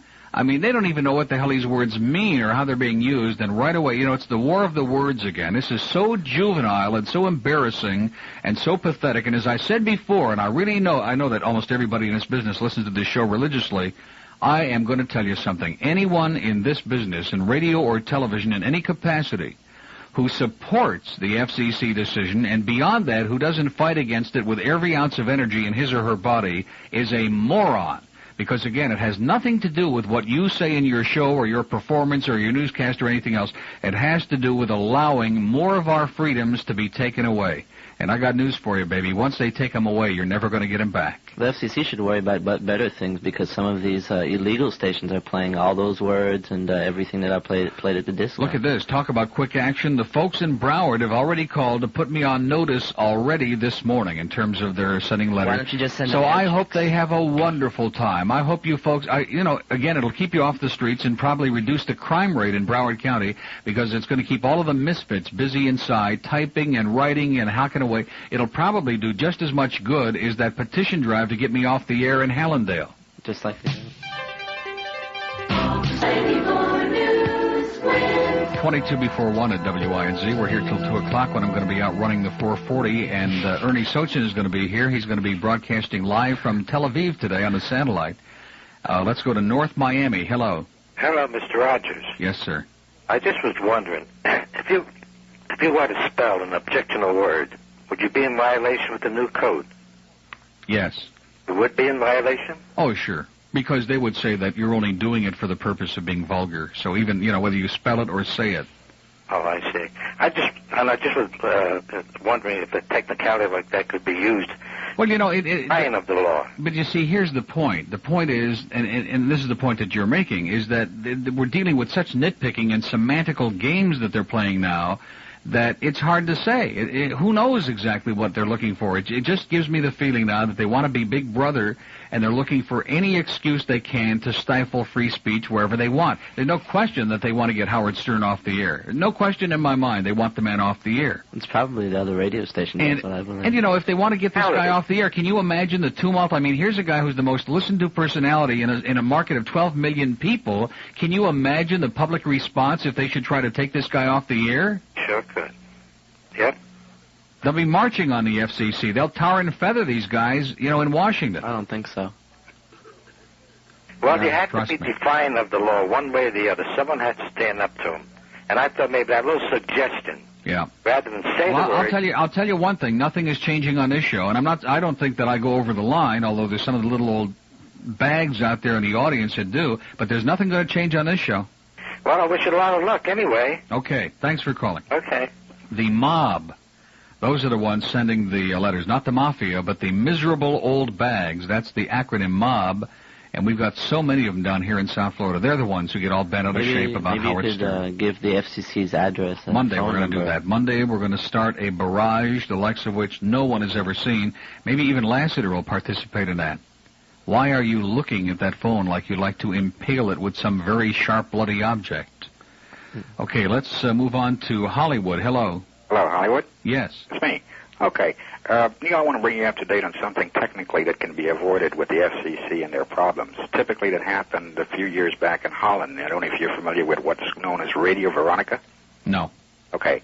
Their FCC in Europe was also trying to control, and what they did was they simply put a transmitter in which the FCC actually licensed here, a transmitter. They don't license the talk show host or the radio announcers. Mm-hmm. So what can be done is put a transmitter out 3 miles just out of Miami and transmit, and they can't have any control over that radio station since it's not there. No, that's not true. They've done that. We've had pirate radio stations all over the place, and it's just not legal. And as soon as they find out who's doing it, they put them right out of business. No, the FCC is slow on that. It's been on for. There's one down here. I'm not going to mention anything about it, but. Are you saying the FCC has control? Oh yes. Outside of the 3 mile limit? The FCC has. Sure. The FCC has one guy. I spoke to a lady over there. He works from here all the way all the way up to Key West. About half the Florida. They have one guy. If you call in a complaint, there's one guy to check out the complaints. So they have like three people down there. Again, I say as soon as they can find out who's doing it, but again, how quickly that happens is another story. That could take years. They're slow. Well, how about all satellite transmission? But one point down on Earth. Yeah, but wait a minute. One point you're missing is that this is a commercial enterprise, okay? And it's not very likely that somebody is going to go to the lengths to start a pirate radio station on a ship and sell advertising. It has been done, by the way. But, I mean, it's just such a preposterous notion that somebody is going to go into a profit-making business like this, in addition to which all of the people who hold broadcast licenses allegedly are responsible broadcasters, and they're not going to, go out of their way to do something to violate the law and to jeopardize their license. I don't quite understand that. If the FCC can control outside of 3 mile limit, do they control all satellites and all satellite transmissions? Sure. They do? Phones and everything. You bet, naturally. Internationally? No, not internationally, but we do have international agreements. There are cooperative agreements. There are some countries like Cuba, for example, which will not, cooperate with international broadcast law, but most... We are picking up their transmissions, right? I beg your pardon? We are picking up their transmissions. Sure, and they jam American signals the best they can. So what we might do is make a deal with Casper and go over and set up a station there. Well, listen, if he has his way, he and Vanna White can start their own station. What can I say? I can't believe that this is a celebrity caller on this line. Hello? Hello? Yes. Hi, Neil. It's Bill Tanner. Bill Tanner. Tanner in the afternoon. Or the just barely past morning. I called him twice. Wait a minute. You called him twice? When he was on Hot 105 doing mornings.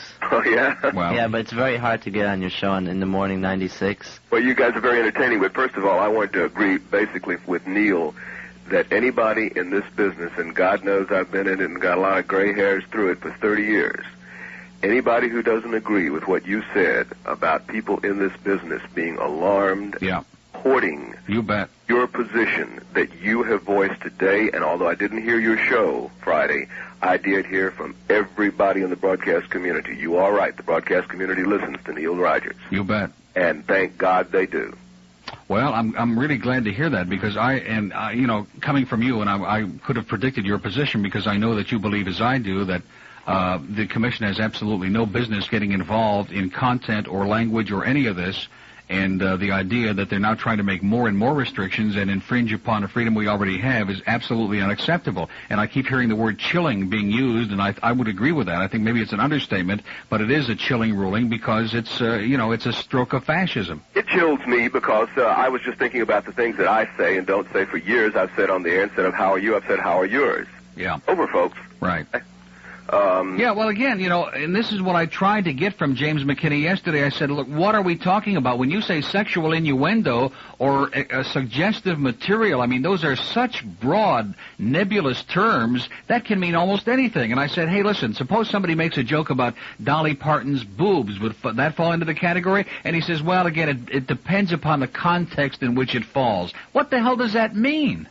I know exactly what you're saying. My question is, how far do you think this will really go? I don't have a crystal ball, but I do know that now is the time for people to protest. Every responsible, ballsy person in this business has got to say, no way, Jose. And I know, the ACLU has already said that they're going to, they're going to test it and they're going to fight it all the way to the Supreme Court. And I think we need to do it now. Because whether a person likes Howard Stern or Neil Rogers or Bill Tanner or anybody else is not relevant. You know as well as I do, there are lots of people out there right now who'd like to get you off the air, who'd like to get me off the air, and certainly a lot of old prunes who'd love to get Stern off the air. Absolutely, but that is not the point. The point is what it's going to do, and exactly what you said a few minutes ago about what happens when the next thing, or one of your callers said, what happens when the next thing to be regulated is what the president says, or what the FCC says, or what somebody that you just don't like, period, says. Yeah.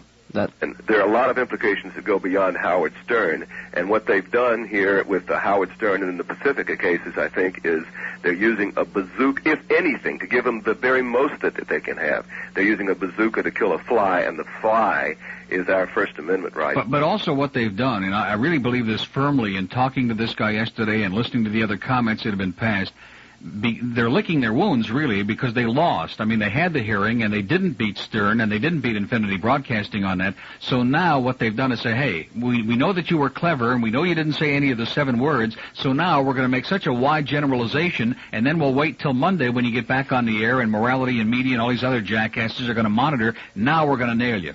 Well, it's also the Reagan administration's legacy. They've got years more of nothing, so they're going to leave us with this. No question about it. Your morning show in specific, like some of the jokes that you make about the dog's sex, are you going to be changing that or anything like that? I'm with Neil. Well, of course, I'll do what the management of the radio station, the ownership, absolutely insists on doing because they have to keep their license. Neil's point about this being a commercial business, that's the chilling effect right there. But do I want to? Do I think it's necessary? Do I think I should? Absolutely not. I'm like Neil, don't change a thing and protest. And if you're in this business and you don't take this stance, you're a damn wimp.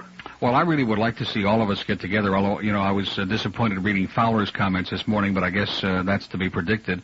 But I hope that a lot of us in this market, and I know that people like Jerry Williams, I had Jerry on yesterday, and many others will join forces in doing whatever we can to stimulate a lot of letter writing and a lot of phone calls and work with the ACLU and beat the hell out of this thing because, to think that just a small handful of people can dictate what is free speech and what is not, or dictate what our contemporary broadcast community standards is ludicrous. You know as well as I do, community standards are not definable. Any time you've got a community of more than one person, there are no community standards. Of course. Well, I'll tell you one thing. Here's one person who stands ready to do whatever I can to help you, and you just have a standing invitation to be on my show and promote the cause anytime you want to. Excellent. I'll talk to you next week. Thank you. Thanks a lot, Bill. Bill Tanner of Power 96, and hopefully I'm sure that our people here, of course the problem at Zeta 94.9, they're not talking yet, right? But I'm sure that we can put some kind of messages on there because everybody in the market really needs to get together, everybody with balls that is, and say, listen, you're not going to intimidate us and you're not going to tell us what we can say and start defining, because again, the 7 words were bad enough. I never agreed with that. But okay, we can live without them. As childish as it was, we could live without them. And I really thought that as of the other day, they were going to say, hey, listen, it's childish. Deregulation has gone very far. We're going to be babysitters. We're going to watch to make sure you don't overmodulate, you don't interfere with somebody else's signal. We're going to make sure you don't run any phony contest, and we're going to make sure that the licenses are held by responsible people. And other than that, go do your own thing, because that really is what free speech and the First Amendment is all about. And instead of that, now they have all of these vague and ambiguous and nebulous contradictory statements. And is it going to be sexual material? Is it Dr. Ruth? Is it Fred Schatz? Again, it's just an attempt on the part of prudes and prunes in this country to stamp out sex. I guess that's their SOS campaign, stamp out sex. You can do it, but you can't talk about it. And, of course, the moral majoritarians, they can do it, but nobody else can even think about it. And it's just absolutely intolerable and unacceptable, and Joseph Goebbels is alive and well in the United States today in Washington. So I'm really excited that Bill Tanner called, and I'm hoping that we'll get some other people in the business who've got some guts. You know, we're going to respond exactly the way that he did. Yes, sir. The stations that will not say it, such as Mr. Snooze, they don't have anybody on there right now who will even go into that. Maybe Al will. So basically, I think... You mean Alice Stern? Alice Stern, Alice Fowler. They're not going to be worried about that because nobody on that station will do that. So Lee will just basically, or the management over there will use that to their advantage. Yeah, but again, see, the broader point, as Tanner pointed out, that isn't really relevant. What happens in a couple of years or in the next year before Reagan is out? What happens when they say, okay, and of course keep in mind the new commissioner of the FCC is a right-winger appointed by Reagan. What happens when they say, okay, no more derogatory comments about politicians? They are no longer public figures in the traditional sense that they always have been, and no longer can you make these outrageous statements, etc., about the president, about the vice president. Who knows what they could say? You know, they are doing these things arbitrarily. They're making out these rules as they go along. And as the gentleman who called before, who read the First Amendment, which is very brief, very simple, there is no asterisk, there are no exceptions. It doesn't say abridging freedom of speech except. It doesn't say that. And all of these stupid rulings about, well, you can't yell fire in a crowded theater, you know, even that is marginal, all right? And we do understand about the libel and slander laws, and there's nobody who debates that, because if you defame somebody else and you ruin their reputation and livelihood or life, whatever, nobody would debate that from a legal standpoint. But in terms of just being able to speak what's on your mind, and there's another thing that really bugs me, too, because a lot of people, including some in this business, and I'm embarrassed by some of the comments, including some of Craig Worthing's this morning, and I'm ashamed of him. You know, the idea that there are people who come on the air and just want to tell it like it is, and just either from a sense of humor or just outrage or satire, whatever it is, and just want to speak like real honest-to-goodness human beings, it's got nothing to do with pandering for ratings. Now, Stern, yes, Stern does that whole shtick for a reason. It's an act. It attracts an enormous audience. It's done very specifically for a reason. But I don't think that everybody who comes on the air and uses a particular phrase to be expressive or to be outrageous, I don't think it's done to pander for ratings. And I'm really getting tired of hearing that term. Every time you do something that you think is innovative or interesting or outrageous or different or new, he's pandering for ratings. Well, what the hell are we here for? Are we here to lose? Are we here to turn off the audience? They don't like creativity. They just want... Exactly. I don't know what they want us to go back like Gary Owens on Laughing and put the hand over the ear and intone for the audience. Good afternoon, ladies and gentlemen. In fact, this jerk, this Fine, who was on Larry King Show a couple of nights ago with Imus, he says, well, you know, listening to the content of some of these programs we're discussing, it's certainly not edifying or informative, you know, as if everything that has to be on the air is edifying or informative. Is Moonlighting informative or edifying? No. Is Friday the 13th Part 3 edifying? It's entertainment. 99% of what goes on in radio and television is entertainment. Even the nightly news has become entertainment at the local level. Michelle's there with the earrings, and she's winking and blinking, and the weatherman is dancing around like a clown, and Lloyd Lindsay Young on WOR is on speed or something. It's entertainment. You see, here's a group of pseudo-intellectuals. Taffy ought to love this thing. I'm sure she probably agrees with them. Pseudo-intellectuals looking down their noses and telling us that we have to look down at the public. You know, how far down can you look? What am I getting excited about? It's 7 before 1. It wins. We'll come right back. It's 4 minutes before 1 at WINZ. I'm so positive you have no idea. Okay, let's go to Miami next. Hello. Hello? Yes. Oh, Neil, this is a long-time listener and a first-time caller, and I have to congratulate you on the stance that you're taking, and Mr. Tanner as well. I think you hit it right on the head that it's Ronnie Baby's legacy, leaving us. And if anybody is doing any pandering, it's his administration's pandering to the right-wing fanatics. Absolutely. The far right, the religious right, all the goody two-shoes. What a dangerous edict that they came down with, and that these old cronies over there are nothing more than political hacks and appointees by the Reagan administration, and they're the ones that are trying to tell us what we can listen to, what we can see on television, instead of allowing us to make up our own minds what's vulgar or what's obscene. The Supreme Court can't decide what's obscene. The communities themselves can't decide what's obscene. And all of a sudden, these guys are going to tell us what's vulgar and what we can or what we cannot hear. Yeah. And I'm afraid the only way that anything is going to change on this without any kind of a public furor, which if people don't raise up on this, then they deserve what they get. Okay, but I want to remind you of something. When Ed Meese sent all those letters out from the Department of Justice threatening all the Southland Corporation 7-Eleven stores about Playboy and Penthouse, there was no outcry from the public, and the only people who really got excited about it were all the fundamentalists who were in a feeding frenzy, and lo and behold, Southland caved in, and they took them off the stands, and this is just another example of the same kind of thing. Intimidate, clean up your act, and of course what most of these people are doing behind the scenes, like Jim Baker and Jessica Hahn, that's okay.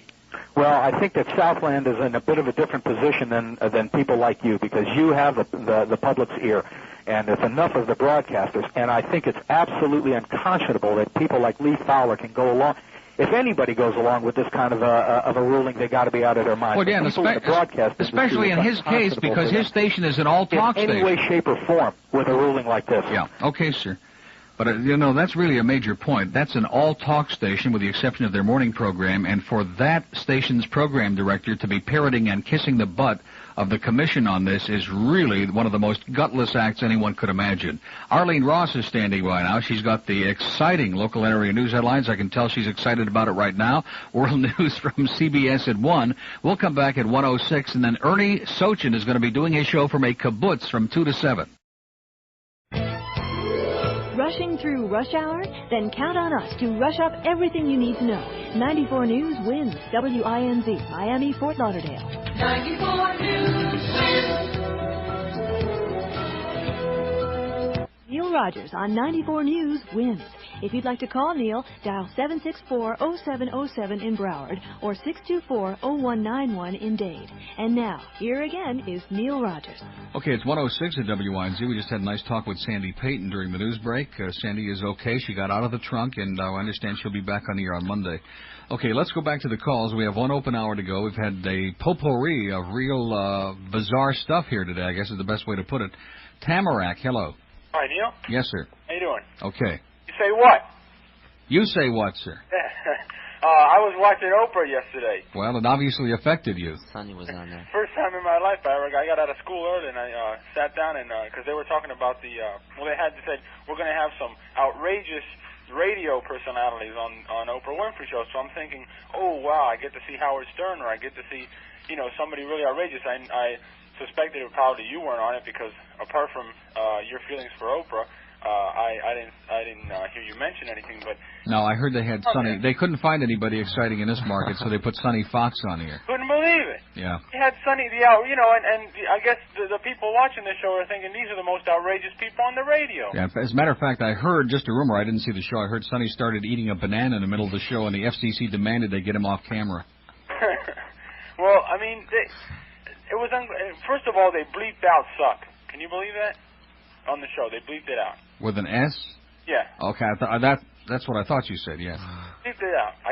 First of all, and then Oprah was having a nervous breakdown anytime one of the guys would start talking about one of their outrageous things. And these are they asked one of the guys, "What was the most outrageous thing you ever did?" And he says, "Oh, I put in a police report that my air guitar was stolen." I mean, that is the most that was stupid. That wasn't outrageous. That's pretty heavy stuff, I'll tell you. I got arrested. That was stupid. Well, Sonny couldn't get arrested. That's his problem. And what do we get as a representative of Miami? A guy that looks like he's on drugs, And sounds like he's on drugs. And he looks like it too. And acts like he's on drugs. Can you do his imitation? Guys are getting more and more clothes. But the thing about this that scares me the most. During the era of the Miller versus California case, which is by the way a pornography case. Yes. Dealing with the airwaves or anything. Justice Potter Stewart, who was one of the few justices who retired recently from the Supreme Court, well, recently, I mean, in the last 20 years, he said, they asked him, how can you tell obscenity? Yeah, he says, I can't define it, but I know it when I see it. Right, and that's the dangerous part about this. Yeah, it's ridiculous. I know it when I see it, and the FCC knows it when they see it, or they know it when they don't like it. Yeah, and they know profanity and indecency when they hear it. They can't define it because we found out in that insipid interview yesterday that they can't define anything, but they know it when they hear it. So they're not going to tell us what it is, but when they hear it, they'll let us know and they'll come after us. Well, that Mr. McKinley that you were talking to, he must have been an attorney because William McKinley, former president, sir. President. Well, he might. Hopefully, he won't befall the same fate as the William McKinley of the past. But sounded like he already had. Yeah. The thing is, I go to University of Miami Law School, and that kind of reasoning that he was using was just, it was just patent legal reasoning. It was patently offensive. Right. As he would say. That guy would have gotten an A in evasive maneuvers in trial tactics. Yeah, I think there's probably something Freudian or at least significant otherwise in the fact that both he and Professor Corey were on, on the same day. Well, but tell me, what can you say about Fowler? The guy agrees with this thing. I couldn't believe that either. Well, again, because he's a professional butt kisser, and he just, and it's interesting to me because there was a caller who questioned him about it the other day when I got off the air, and he was dancing all over the place. And on the one hand, he was saying that there are people who go over the line, but on the other hand, he was defending his childish sex pulls that he's been taking, and have you done it on the ceiling, and did you do it in the car and in the backyard, did you do it on the floor, on the wall, so I guess that's okay and that's in good taste, but if somebody uses a little bit of language in order to be comedic or in order to make a satirical comment, then that's naughty, and we ought to applaud the FCC. The guy's a hypocrite and a jerk, and he ought to be arrested for imitating a broadcaster. What the problem is here, and this aids our whole society, especially during the Reagan administration, that they just don't want the truth, because that's your problem, You get down and you say the things the way they are, and you say the truth, and I know a lot of people tell you that you do that, and that's true. I feel it's true, and that's the problem with this. Basically, this all gets down to let's not let the people know what's actually going on. We're not going to let the people know that most of these kids that they're trying to protect are using words twice as bad as the ones they want to ban, and probably chaining them together. In addition to it, let's not even, I said that too the other day, but let's go beyond that. Words don't hurt anybody. Words are they're just what they are. They're words, and they're only as meaningful as we make them. And if we give them this added significance and we cloak them in all of this gigantic shroud of mystery and vulgarity and all of this other, that's when they become something beyond what they are. Words are just means of expression, nothing more, nothing less. Right. Well, I think that there's a little exception to that. Words don't hurt anybody. The words that the Reagan administration and all of their cronies are using, the words to get out of responsibility and the lies and yeah, but again, that's the intent behind them. It's not the words themselves; it's the intent behind the rulings. And they're just getting out of all these problems, and they can use words, but I just think that this whole thing is it's like you say, it's going to happen. The ACLU is going to get down on them. They're going to have a test case, which the ACLU is an expert at doing, is setting up a situation and getting somebody to sue and setting up a test case. Yeah. And they're going to take it up there. And the problem is this: you got O'Connor, you got Rehnquist as Chief Justice, you got Scalia, and you got Justice Stevens, who all four of these guys. All you need is one more swing vote. Yeah. And then that's the bad. The FCC is one thing, setting up an administrative rule. But when the Supreme Court comes down and lays down a ruling that they've been itching to lay down since Miller versus California, it's gonna really affect the market. Well, let's just cross our fingers. Yeah. Okay, and get our passports ready too, by the way. 113 at WINZ. We have an open line in Broward. 764-0707. We start saying that in this hour because Ernie's show is less than an hour away. Plantation, hello. Hello, Neil. Yes, sir. How you doing? Good. I had a couple remarks I've written down here. I just wanted to tell it to you and Fruitcake. The problem, this is so widespread that the numbers also have a problem. Like, take for instance the number 69, which he mentioned several times yesterday. Yeah. That also could be sexually whatever, right? No. Well, not in his mind, because he's one of those clean, puritanical individuals. He probably doesn't even know what that means. But in somebody's mind as listening to it, they could think that and be offended. So absolutely, it could be certainly suggestive. If they're offended, then that means that they know what the words are. That's just silly. I mean, you know the words and I know the words. Yeah. Again, I'm patently offended by what he said on the radio yesterday. Right? You bet. Right? So also, that would give the weathermen a big problem because they couldn't say the temperature is 69. They'd have to say it's between 68 and... Yeah, somewhere between 68 and 70. And we have another problem because we also have the number 8, which could also be sexually thought of. And he'd have to say, well, it's between 7 degrees and 9 degrees, which would get rid of Calle Ocho also. Yeah. Yeah, there's so many different things. In fact, I'm thinking of getting a little bleep tone and putting it on a cart. Well, I figured out a name to rename the FCC. Is it something we can say on the air, sir? Absolutely, but it might be patently offensive to somebody if they could think of it as a sexual undertone, see? Yeah. You could call it the Richard Cranium Communications Company, Corporation, whatever it is. Yeah, that's okay. You can say Richard Cranium, but they don't like you to say the other word. Right. So I just figured I'd bring those up and let you roll them around and maybe start up a rumor that they're going to change the name. Okay. I'll get off the air. Good luck to you. And, of course, we certainly, and I mentioned this before, could not refer to President Nixon as Tricky Dick anymore because that obviously could be patently offensive and be considered as a sexual innuendo or as suggestive material. Suggestive of what? Why don't they just come out and say, look, can't talk about sex anymore. Dr. Ruth has got a lot of money. Goodbye. Go spend it. Have a wonderful life. Fred Schatz, hey, listen, it's been nice, but goodbye. All of you people, we just don't discuss sex on the air anymore because children might be listening. And this is the same government where the Neanderthal right-wing Surgeon General, who's like a guy they let out of a cage, C. Everett Koop, even he has said that we have to start dealing honestly with kids about sex and AIDS and all of these things at a very early age. Even a cretin like him has said that. And the same administration says, in essence, don't talk about sex because kids might hear about it. In the countries where they do not, for example, in the Middle East, they would run the uncut versions of films, rated R movies during prime time, like Dirty Harry, and the pregnancy rate over there. I mean, where I go to school, I mean, it's like girl pregnant down in the hallways is something common and every day. But over there, I have not, as far as I know, and I know a lot of people where I come from in the Middle East. They don't have those kind of problems over there, and the kids are more open with their parents. And all this hiding of it makes them more curious. That's at least what I think. Wait a minute, did you say Middle East? Oh, he's going to be Ernie's guest today. No wonder he came in here. I wondered. Okay, we've got some celebrity callers standing by. Ron Harrison. Good afternoon. Good morning. Good evening. How you doing? Good. How are you? Into the conversation. And, of course, I called you yesterday after you got off the air. I didn't want to call and tinkle on you on the air, but that was a great piece of radio yesterday. Thank you. And you stood very tall. And it's time for the sportscasters and the other people in the media, not just the talk show hosts, to get behind this and do something. This is the most frightening, chilling thing that I can recall in all my years in broadcasting.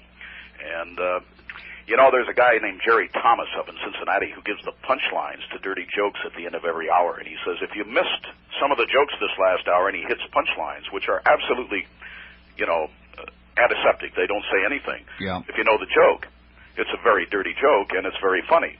Would those also be banned? You take a look at that thing. What they're doing is they're probing, and they're trying to exercise mind control, and it's beyond belief. And I heard Tanner say a little bit earlier, how far is this going to go? And I heard the idiot McKinney from the FCC on, who just barked the Neanderthal line that they are putting down. He said, well, I don't think we're just going to go out and start.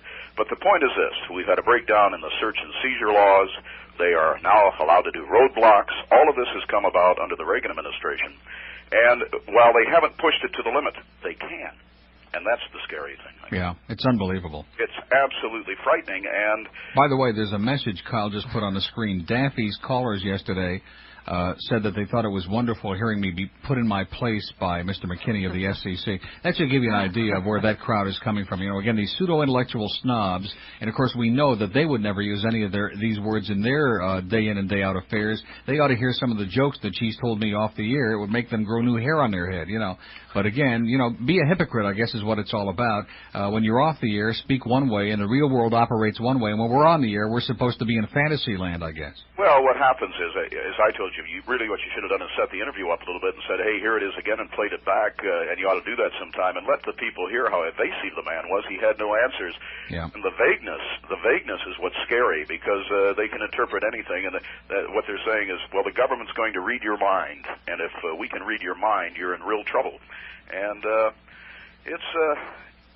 America ought to get up. I heard another guy say, well, if we don't do anything about this, then we deserve it. Well, you know, that's a damn poor attitude. If we don't do anything about it, then we deserve it. And are we going to do something about it? I'm on board with you, pal. Okay. We're going to do something about it. You watch. Right, we are. And this is something that has to be done.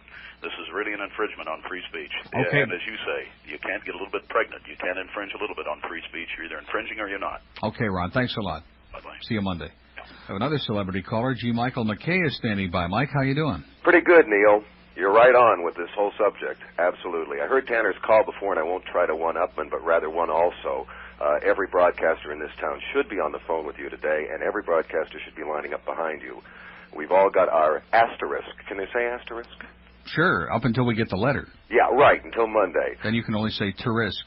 The Reagan regime really is coming in at us hard right now, and it's time for all the broadcasters to really get behind you. Something has to be done, and that means everybody needs to rally. It can't just be like the 7-Eleven that you pointed out before. Everybody rolled over and played dead on that. And, you know, again, life isn't going to end because, you know, you can go to Eckerd's and buy Playboy or Penthouse or whatever. But the bottom line is that every time people do roll over and play dead and allow one more nail to be in the coffin, it just sets a pattern that sooner or later is going to become irreversible. Absolutely.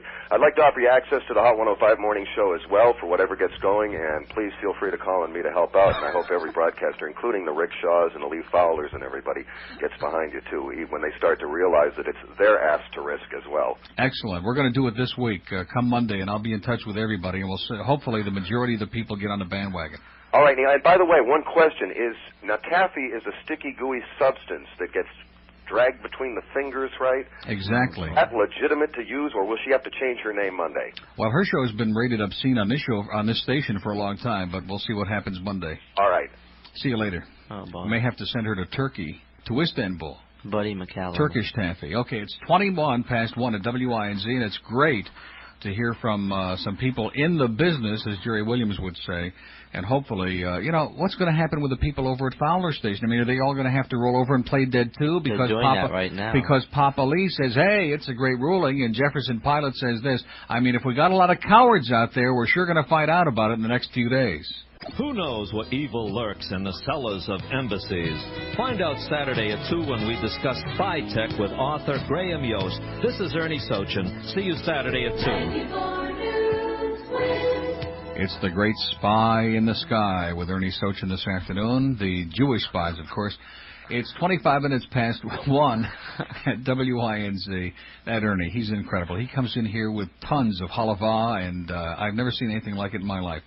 Okay, where are we going next? To Miami. Hello. Hi. Hi. Boy, this has been a great program, and I'm so glad all the professionals have been calling in.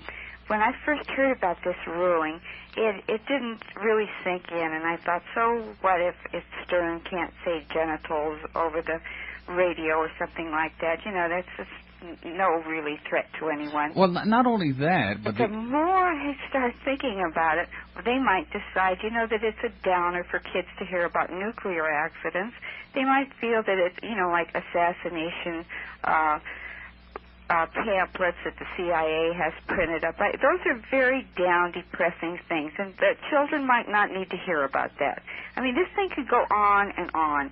And what is odd about it, it's totally against Reagan's hands-off business policy. You know, no regulations towards business. Let the market... Well, you see that, but that's the way it's always been with the far right. In other words, right. let big business do anything they want and don't interfere. But when it comes to individuals and their private lives and personal choices, that's when Big Brother starts stepping into the bedroom, into the radio, into the TV set, anywhere they can get in. And when have you ever heard that 69 letters could have made an impact to cause an investigation? Yeah, isn't that incredible? In the fourth largest market in the country, in Philadelphia, which has about 5 or 6 million people, 69 letters, and again, I'm going to check it out, but the rumor is that 63 of them were unsigned, are enough to cause them to have a hearing, to take action against the broadcast station? Think about this, Neil. With all this PTL or Pat Robertson, with their very sophisticated computerized mailing,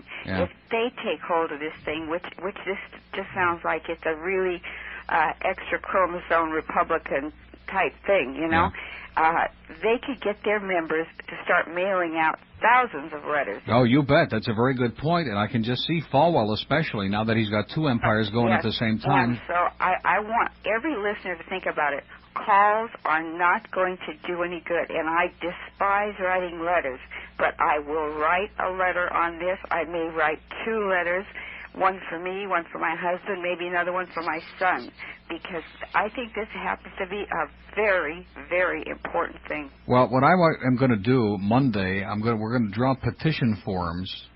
And what I would like to see is broadcasters all over the country. These aren't going to be, on radio station letterhead. They're just going to be petition forms signed by American citizens all over this country. Absolutely. And we are going to petition the FCC to reverse that ruling and to stop infringing upon freedom of speech and stop interfering in content. Again, it's freedom of choice. If people want to censor, it's an individual basis. If you don't want to watch something, turn it off. If you don't want to listen to something, turn it off. If you don't want to read something, turn it off. If you don't want your children to see or hear it, take it away from them or turn it off. Censorship must be individual. It can't be done by the government. We don't buy it. Exactly. And if people really want to get smart, besides writing to the FCC and going along with your petitions, anyone that sponsors any of their favorite radio or television programs, they ought to write them. I don't care if it's GE or whatever, because letters count to these people. Say, we like this program, keep sponsoring it.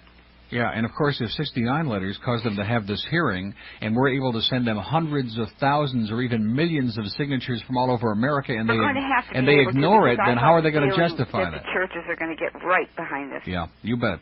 And they're good at their mailing lists. Yeah. Okay, thanks. Okay, nice talking to you. Thanks a lot. How many people are on the FCC commission? I think 5, isn't it?